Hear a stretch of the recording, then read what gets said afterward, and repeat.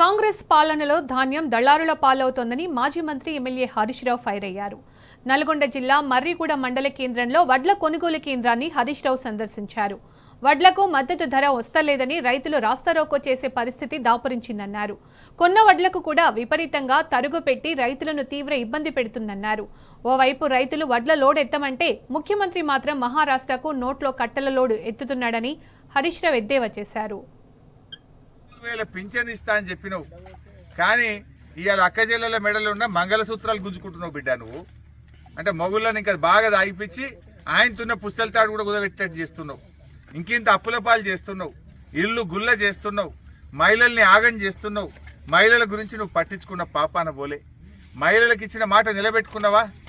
1,00,000 కోట్ల వడ్డీ లేని రుణం అన్నావు, అంత బోగసే.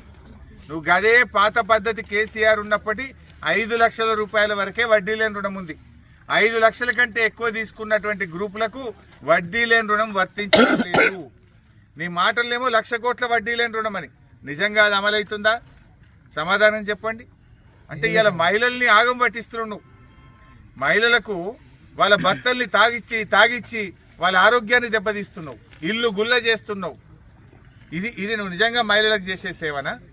ఏం చేయదలుచుకున్నావు రేవంత్ రెడ్డి తెలంగాణను? ఎప్పుడెప్పుడన్నా చరిత్రలా కేసీఆర్ ఉండగా కానీ గతంలో ఎప్పుడన్నా మందమ్మకపోతే నోటీసులు ఇచ్చినారే? ఇది అయితే ఫస్ట్ టైం వింటున్నావు. నువ్వు బాగా దాగినరి నీ ఇలాకలు తక్కువ తాగుతుర్రు, నీ మీద కేసు పెడతా, నీ ఉద్యోగం తీసేస్తా.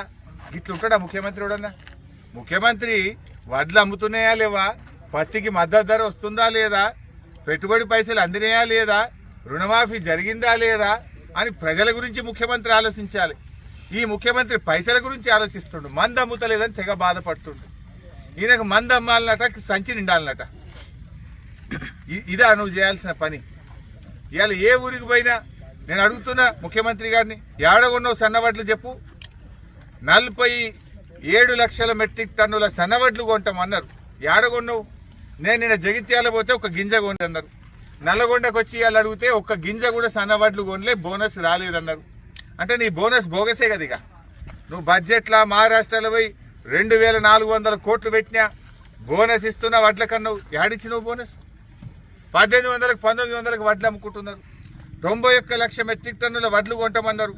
మీ తీరు చూస్తే, మీ పద్ధతి చూస్తే, మీ రివాజ్ చూస్తే 91 లక్షలు కాదు కదా, సగం 45 లక్షల వడ్లు కూడా మీరు కొంటట్లేరు.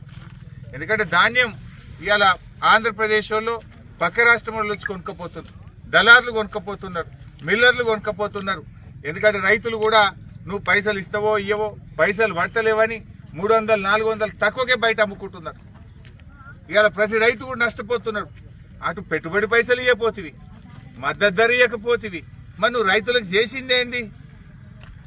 పెద్ద రుణమాఫీ అన్నావు. ఇవాళకి కూడా సగం చేయలే కదా నువ్వు. యాదగిరిగుట్ట లక్ష్మీనరసింహస్వామి మీద ఒట్టుపెట్టి మాట తప్పినావు కదా. దేవుడి మీద ఒట్టుపెట్టి మాట తప్పినోడు ఉంటాడు ఎవడన్నా? భయం ఉంటుంది, భక్తి ఉంటుంది. అరే ఓట్లప్పుడు ఆ బాండ్ పేపర్ మీద రాసిచ్చినావు. ఆ బాండ్ పేపర్ మీద రాసిచ్చి అట్ట తప్పివి.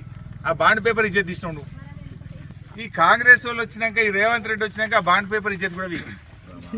ఈరోజు ఇప్పటికైనా కళ్ళు తెరువుండ్రి.